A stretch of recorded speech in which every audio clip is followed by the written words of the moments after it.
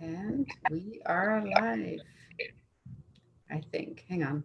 Hang on. Just a sec. Okay, We are live. brilliant. Excellent. Well, good morning or good afternoon for you, Liz. This is so awesome. You had a nice rainfall yesterday. Yes, we did finally, which means that my fields are a lot greener. The grass has really had a couple of days of rain, so which is so unusual for Normandy to not have rain. Yeah. So of course the farmers and the horse people are all going crazy because we're not going to get a second, load of hay off our fields. It's just so dry. I know. It's been the same here in Kentucky. It's been so dry. We had a little bit of rain yesterday, but Yeah. it was so dry, even in Kentucky, the dirt started to crack. Oh, Have oh, you ever seen that here? we're not that bad yet. So, anyways, I am super excited. You saw the picture of Eddie. I did see the picture of Eddie. Yes, very sweet, very shiny. The last time I saw him, he was midwinter, so full of fur. But yeah, no, his coat looks so beautiful, and no, he looks great. And you know And what? I think the- that his coat, it's it's been nice yeah, here. yeah, I didn't even brush him. He was actually quite muddy. I at the distance you don't see that, but I think that NRF activation is doing a miracle on his coat. yeah. It's definitely. Anyways, Well, we're going to talk about Belem today, yeah, right? about Belem, we're going to continue on from what we were talking about the last time. So Belem is here with my trusty handler Ross, Hi, Ross. and Belem is right here. So I will give you a little bit of background on Belem, and then we'll start to have a look at him. Yeah. So Belem is a 7-year-old Lusitano. He's a full papered Lusitano. He's 7 years old. I said that already. He came to me because he had a twisted back at the age of 3 years old. So we're not quite sure how that happened. But anyway, the owner, who is a breeder of these horses, didn't have the time for him. So ended up selling him to me very reasonably, for a very reasonable price, because I wouldn't have been able to afford him otherwise. So he came as a 3-year-old, and it took me 18 months to undo the twist. Now the twist, I was told by 3 different vets, would probably never come out, and that if anything, he would be just a lawn ornament and would be a companion horse, which if that had been the case, I would have been absolutely fine with, because he's just a delight to have around anyway. So 18 months later, with the work that I do, he now is a horse that can be ridden. He's been being ridden now for the last 3 years, doing very, very well. And so really happy with the results. I am going to buy him a Tad Coffin saddle, however, because he does have a bit of hypertension in the musculature of his back, which means that the muscles never seem to get as soft as you would like them to be. But this particular saddle has some electromagnets built right into it, and are meant to be incredibly good for this sort of horse. So saving up my pennies for that. Nice. um, Right, so we're going to take a little look at him. So I'm going to flip this around, hoping I get it right this time. Here we go. So here's Belem. So Belem is 15.3. He's not a very big horse. But what you're going to notice that is different from Roulette is that if you look at where his elbow stops, so remembering that the elbow is here, right here. So this is the olecranon that I'm feeling here, which is the very end bit of the ulna, which is the elbow, is not that much lower than the stifle. So he's doing the same thing Roulette did to me, is that he's relaxing the leg. Just going to see, Ross, can you just ask him to step one step back, sweetheart? Or forward? That's fine. Okay, just one step back, sweetie, just one step back. That's it. Okay. So if you look at the elbow, I'm just going to kneel down so you get a better view. So from the elbow to the stifle, there's not much difference. He's not mega much higher on the stifle than on the elbows. So this particular horse, and I mean, these horses are bred to travel far more in the vertical plane than in the horizontal plane. But what you'll see is that longitudinally, so forward and backwards, his balance is going to be helped by his particular build. He's also got quite a nice big chest. We were looking at, sorry, sweetie, yes, we're going to have a little peek at your chest. So we're just looking at his chest here, and you can see that there's quite a big separation between the top of his legs, which as well means that is not much thinner than his bum. Now we won't look at his belly because he is full of grass, so he's got a big grass belly. But if you look at his bum compared to the chest, there's not a huge difference either, which means that he's got a good leg on each corner of his body. So both laterally and longitudinally, and in fact diagonally, this horse has amazing natural balance. But there are other issues that we have to take into consideration with him, obviously his back, etc. But I will train this sort of body much more differently than I would train the body that you saw the last time, because the way roulette is magnetically put together is totally different.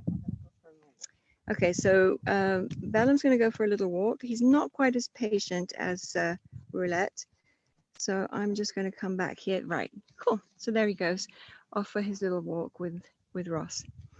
So so the last time we also talked about how we can gather data to help us with the tools that we need to be able to get together to train different horses. So we looked a little bit at the laws, the different laws that are imposed upon us by nature. But the other thing that I wanted to mention, and we kind of ran out of time, so I'm going to mention it today, is the fact that when you're working with your horse, you've always got to ask yourself, no matter what is being said to you by other people, is what I'm doing beneficial to me only, or is it also beneficial to my horse?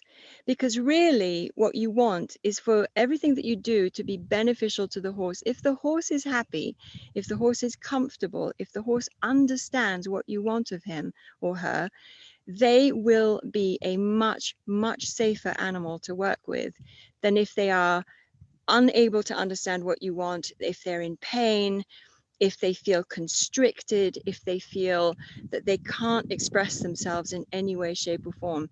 They will become either completely shut down and you will just have this thing that is no longer a horse, or they will go totally to the other end and become ballistic. And those are the dangerous ones. Those are the ones that I always say to my students, make sure whatever you're doing that you're not building yourself a 600-kilo time bomb. You don't want to be sitting on a horse's back when he decides he's had enough. Also, you don't want to be sitting on a horse's back when there's a catastrophic breakdown of the systems. So you've got to understand how these systems work.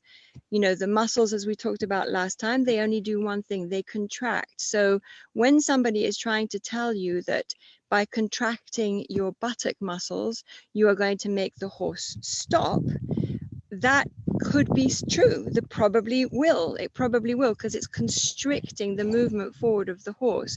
But what happens when you're contracting your muscles and the horse feels that?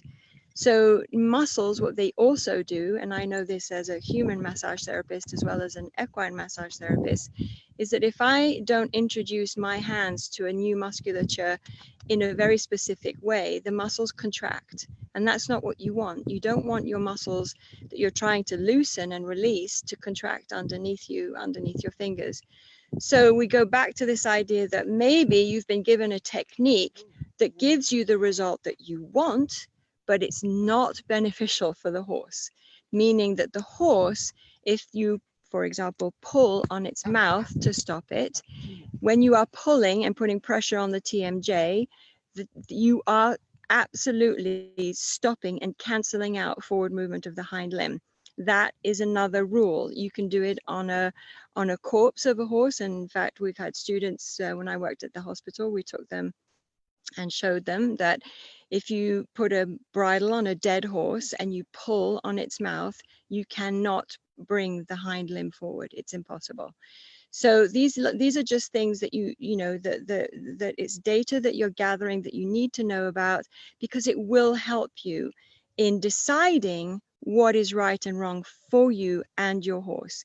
Loads of people have great information out there, and loads of people also have information that is not complete or incomplete, or old ideas that developed a long time ago when horses were used for a much different purpose. So I've got some little notes here because I just want to make sure I'm not forgetting anything.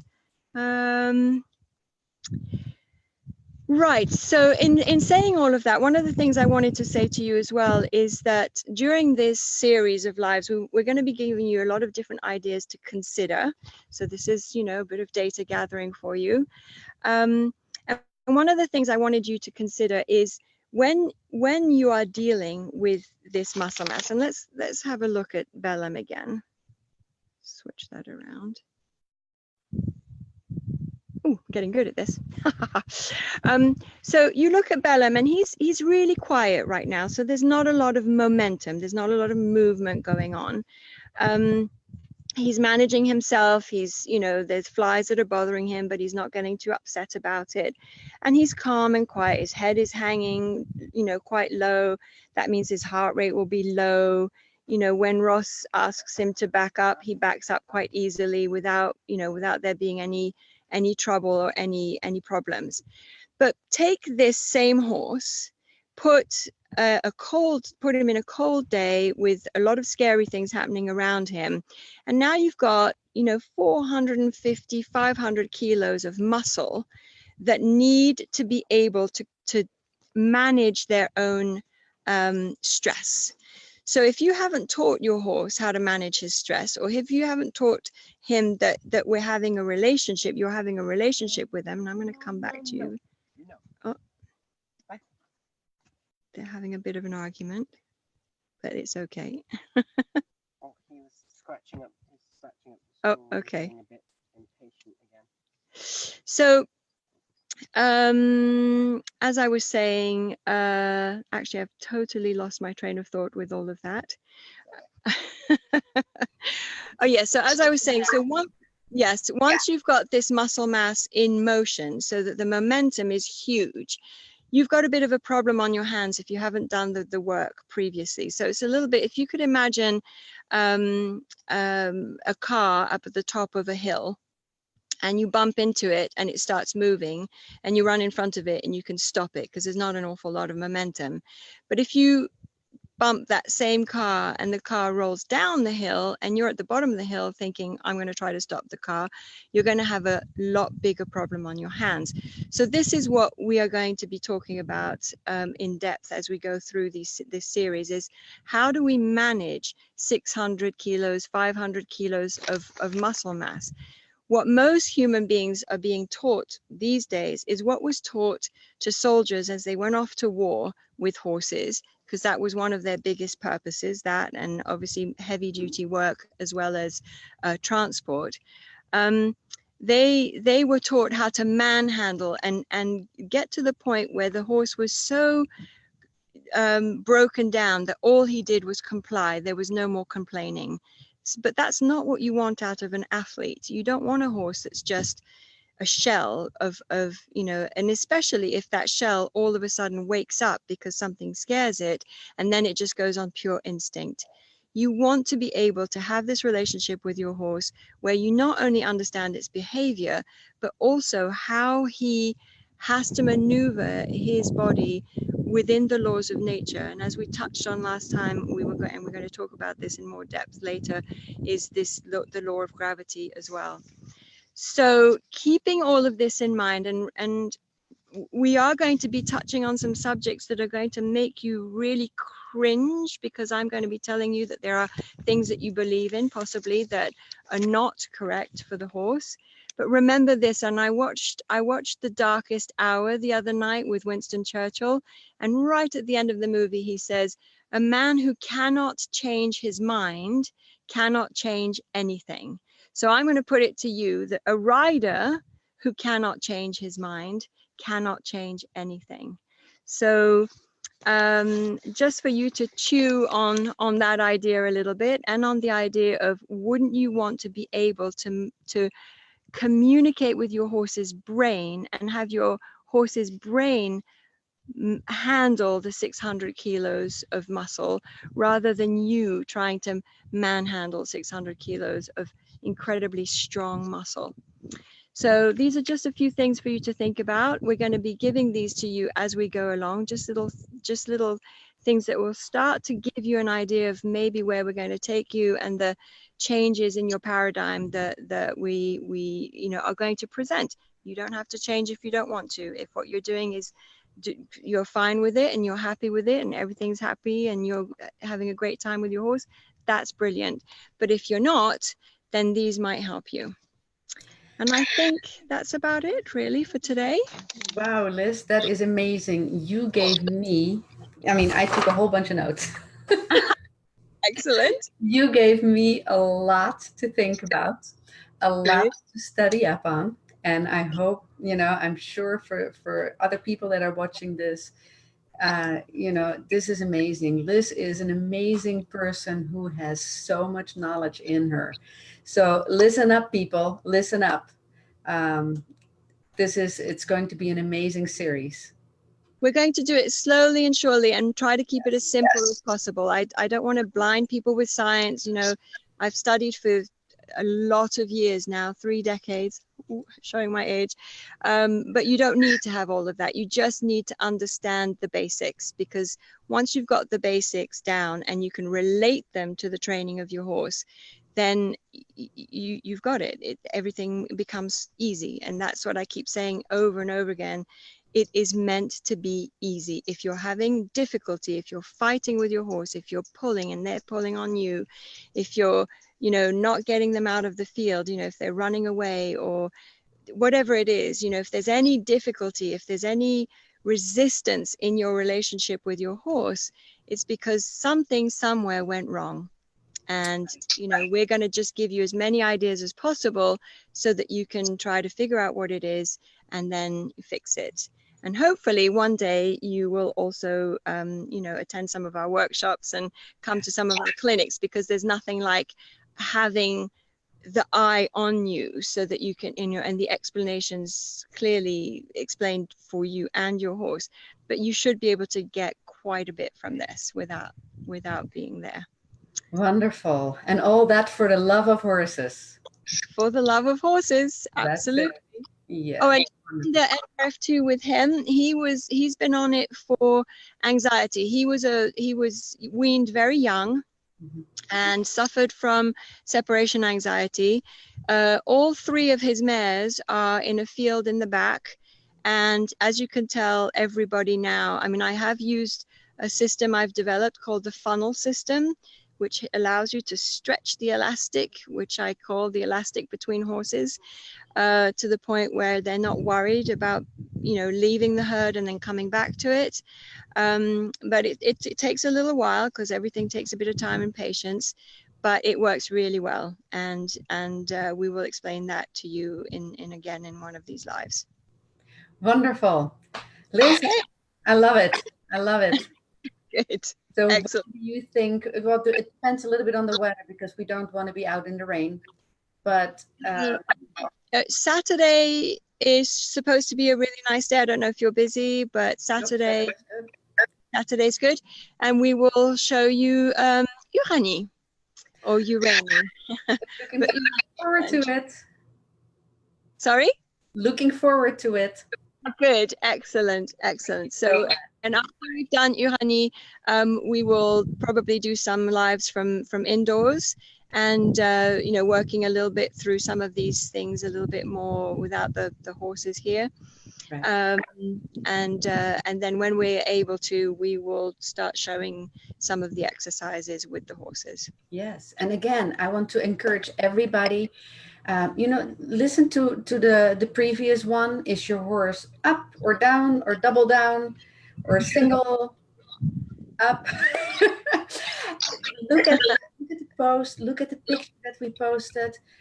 If you can put a picture of your a photograph of your own horse in the comments, um, Liz will, if she has time permitted, she will give a little idea about what your horse looks like. But look at your own horse. Start there.